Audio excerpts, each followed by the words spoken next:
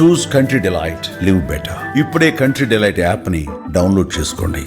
పోర్చుగల్లోని ఓ బీచ్లో కనిపించినటువంటి అద్భుత దృశ్యం భయం కల్పించే విధంగా కనిపిస్తోంది, ఆందోళన రేకెత్తించే విధంగా కనిపిస్తోంది. ఇది దేనికి సంకేతం? తీరం వైపు ఒక్కసారిగా ఓ పెద్ద మేఘం దూసుకొచ్చేసింది. రోల్ క్లౌడ్ చూసినటువంటి జనం ఆశ్చర్యపోయారు.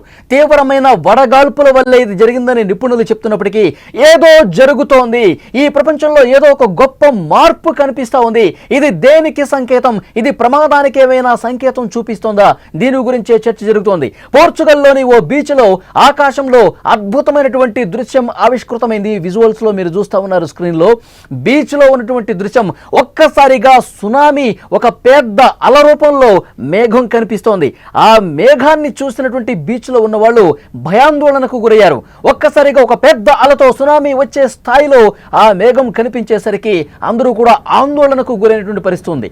సముద్రంలో వచ్చే ఒక భారీ కెరటం లాగా ఆ మేఘం కనిపిస్తోంది. స్క్రీన్ లో చూస్తా ఉన్నారు. అక్కడ ఉన్నటువంటి పర్యాటకులు ఒక్కసారిగా ఆశ్చర్యపోయారు. ఈ వాతావరణ దృగ్విషయాన్ని చూసి అందరూ కూడా ఆశ్చర్యచకితులయ్యారు. అక్కడ బీచ్ లో ఉన్న వాళ్ళు ఇదేమన్నా సునామీ అలలాగా కనిపిస్తోంది, ఇదేమన్నా సునామీ వచ్చే ముందు ఓ పెద్ద మేఘం ఏమన్నా ఏర్పడిందా అన్న స్థాయిలో కనిపిస్తోంది. విజువల్స్ లో చూస్తున్నారు. పోర్చుగల్లోని బీచ్ లో వింత మేఘం ఒకటి భయపెట్టేసింది. అక్కడ ఉన్నవాళ్ళు ఒక పెద్ద అల రూపంలో అది ముందు ముందుకి దూసుకొస్తుంటే అది ఏమన్నా వల, ఎందుకంటే ఇంత దగ్గరికి వచ్చే వరకు కూడా వాళ్ళకు కూడా అర్థం కాలేదు. ఇది అల ఏమన్నా వస్తుందా, సునామీ ఏమన్నా వస్తుందా? ఎందుకంటే జూలైలో అతిపెద్ద సునామీ రాబోతోంది, దేశం పూర్తిగా సర్వనాశనం చేసేపోతుందని చెప్పి బాబా వంగా లాంటి వాళ్ళు అప్పటికే పెద్ద ఎత్తున ఇది ఒక వార్త ప్రచారం అవుతున్నటువంటి నేపథ్యంలో, ఒక భయం గొలిపేటువంటి పరిస్థితి ఉన్న నేపథ్యంలో ఇలాంటి మేఘం చూసేసరికి ముందుగా అది మేఘం అని కూడా వాళ్ళకి తెలియదు. కొంత దూరం నుంచి ఒక పెద్ద అల రూపంలో కనిపించేసరికి అక్కడ బీచ్ లో ఉన్న వాళ్ళు ఒక్కసారిగా పరుగులు పెట్టిన పరిస్థితి. ఆ తర్వాత కొంత తేరుకుని ఇది మేఘం, సముద్రం మీద నుంచి, సముద్రం లోతుల్లో నుంచి కనిపిస్తున్నటువంటి ఒక పెద్ద మేఘంగా కనిపిస్తోంది. ఆ మేఘం ముందుకి వస్తుంటే గతంలో ఎప్పుడూ చూడనటువంటి పరిణామంగా దీన్ని చూసి ఆశ్చర్యపోయిన పరిస్థితి. ఎందుకంటే ప్రపంచంలో కొన్ని వింత సంఘటనలు ఈ మధ్యకాలంలో కనిపిస్తున్నాయి, కొన్ని వింతకరమైనటువంటి ఆకారాలు కనిపిస్తూ ఉన్నాయి. ఇదేమన్నా ప్రమాదానికి సంకేతంగా కనిపిస్తుందా? అల్లకల్లోలం వచ్చే ముందు, అతిపెద్ద ప్రమాదం సంభవించే ముందు ఈ ప్రపంచం, ఈ భూమండలం మనకేమన్నా సంకేతం పంపిస్తుందా? దీని గురించే పెద్ద స్థాయిలో చర్చ జరుగుతున్నటువంటి పరిస్థితి. ఈ మధ్యకాలంలో మనం చూస్తా ఉన్నాము, బాబా వంగా ఏవైతే ఆ బుక్ లో రాశారో, రియో తాత్సుకి ఏదైతే బుక్ లో పొందుపరిచారో, జూలై 5వ తారీఖు అతిపెద్ద విపత్తు రాబోతోంది, అతిపెద్ద సునామీ రాబోతోంది. ఈ సునామీ 2011 సంవత్సరంలో జపాన్ ను కుదిపేసింది కదా, దానికంటే 3 రెట్లు అత్యంత ప్రభావవంతమైనటువంటి సునామీ రాబోతోంది, జపాన్ ని అతలాకుతలం చేయబోతోందని చెప్పి వార్తలు వింటా ఉన్నాం. ప్రపంచం మొత్తం కూడా చాలా ఉత్కంఠగా జూలై 5 కోసం ఎదురు చూసినటువంటి పరిస్థితి. ఈలోపే ఈ ప్రచారం జరుగుతున్నటువంటి సమయంలోనే అనేక చోట్ల కొన్ని వింత విచిత్రమైనటువంటి ఆకారాలతో వాతావరణం మార్పుని గమనిస్తూ ఉన్నారు. పోర్చుగల్ బీచ్లో అందరిని ఒక్కసారిగా భయభ్రాంతులకు గురి చేసినటువంటి ఆ మేఘాన్ని మీరు చూస్తూ ఉన్నారు. అసలు సునామీయే వచ్చేస్తుందా, మనల్ని అందరినీ కూడా ముంచెత్తడానికి వచ్చేస్తుందా అన్న స్థాయిలో ఒక మేఘం ఎంత భయపెట్టిందంటే ఆ బీచ్లో ఉన్న వాళ్ళు షాక్ అయిపోయి, కంగు తినిపోయి తమ తట్ట బుట్ట అన్ని కూడా సర్దేసుకుని దూరంగా పరిగెత్తాలన్నంత ఆలోచన కనిపించింది వాళ్ళకి, అంత భయం కనిపించింది. ఆ తర్వాత అది ఒక మేఘం మనకి దూరం నుంచి ఒక అలలాగా కనిపించింది, కానీ అది దగ్గరకు వస్తుంటే ఒక మేఘం. గతంలో ఎప్పుడు కూడా చూడనటువంటి ఆ మేఘం మనల్ని భయపెట్టిందని చెప్పి ఆ బీచ్లో ఉన్న వాళ్ళు చెప్పినటువంటి పరిస్థితి. ఈ మధ్యకాలంలో వాతావరణంలో పెను మార్పులు చోటు చేసుకుంటున్నాయి. ఇది దేనికి సంకేతం?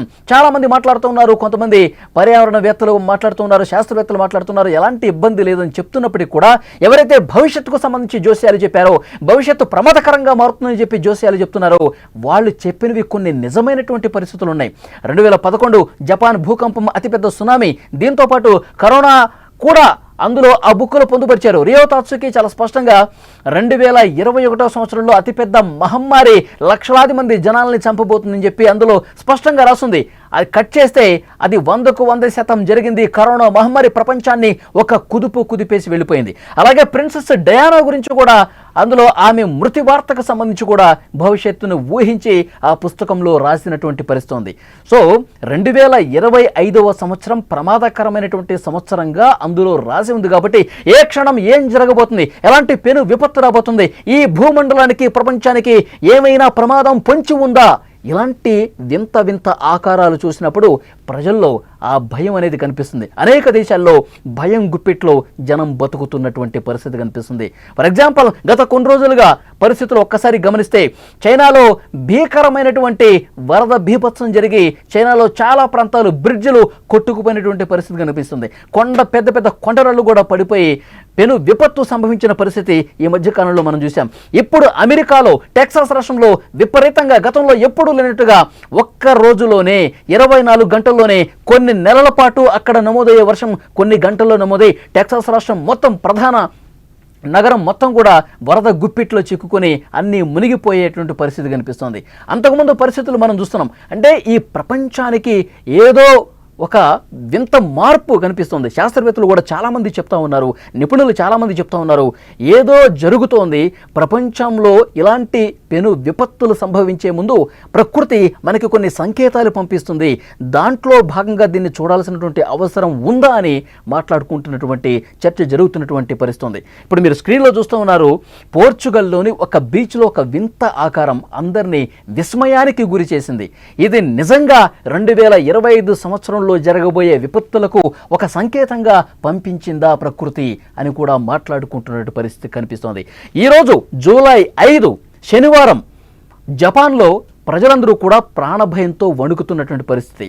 కొన్ని నిజాలు జరిగినాయి కాబట్టి, భవిష్యత్తు ఊహించిన ఘటనలు కొన్ని జరిగినాయి కాబట్టి ఇది ఏమైనా జరుగుతుందా, దీనికి బలం చేకూర్చే విధంగా అక్కడి టొకారా దీవుల్లో పెద్ద ఎత్తున భూ ప్రకంపనలు, ఇప్పటికే 1000 సార్లు భూమి స్వల్పంగా కంపించింది అంటే ఇది కూడా ఒక సంకేతం ఏమన్నా పంపించిందా, అతిపెద్ద ప్రకంపన రావడానికి, అతిపెద్ద సునామీ రావడానికి ఇదేమన్నా ప్రాథమిక స్థాయిలో సంకేతం పంపించిందని కూడా చర్చ జరుగుతోంది. సో ఇలాంటివన్నీ చూసినప్పుడు నిజంగానే భవిష్యత్తుకు సంబంధించి ఏవైతే ప్రమాద సంకేతాలు జోస్యాలు చెప్పారో అవి ఏమైనా నిజమవుతాయా అన్న ఒక ఆందోళన చాలా మందిలో కనిపిస్తుంది. ఇప్పుడు పోర్చుగల్లో కనిపించింది కూడా అలాగే చూస్తూ ఉన్నారు చాలామంది. అందుకే ఇప్పుడు జపాన్కి పోవటానికి కూడా భయపడుతూ ఉన్నారు. జపాన్లో పర్యాటకం 83% పూర్తిగా కిందకి పడిపోయింది. అక్కడికి వెళ్ళాలంటే భయపడుతున్నారు. అక్కడ టొకారా దీవుల్లో ఉన్నవాళ్ళు, అక్కడ స్థానికంగా జీవనం సాగించే వాళ్ళు ఇతర ప్రాంతాలకు కూడా తరలిపోయి సురక్షితమైన ప్రాంతాలకు బతికుంటే మళ్ళీ వద్దాం మన ప్రదేశానికంటూ జూలై 10 తర్వాత మళ్ళీ వద్దామంటూ చాలామంది తమ పర్యటనలు వాయిదా వేసుకుని తమ సొంత ప్రాంతాలను కూడా వదిలేసి వెళ్ళిపోయినటువంటి పరిస్థితి ఉంది.